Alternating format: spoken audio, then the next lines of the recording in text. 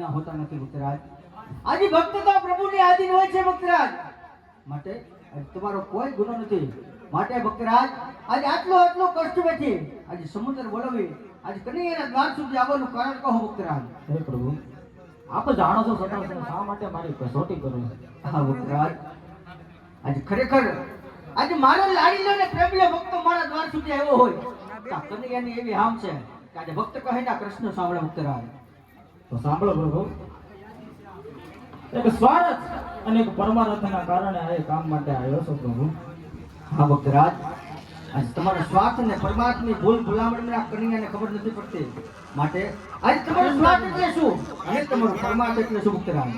તો પ્રભુ, સ્વાર્થની જો વાત કરો ને તો ભૈરવ નામનો રાક્ષસ બાર ગૌ સુધી પશુ કે પક્ષી મનુષ્ય જેવી જાત રહેવા નથી દેતો. અને જો પરમાર્થનો કહું ને તો પ્રભુ મારા ઘરે શેર માટેની ખોળ છે પ્રભુ. હા ભક્તરાજ, આજે તમે આશા તો બહુ મોટી લઈને આવ્યા છો. માટે આજે તમને પહેલી અમારે આલુ પુષ્પ આપું છું ભક્તરાજ. આ પુષ્પને પારણીય પર આવજો. નર નારી મળી નવનમાં સેવા કરજો.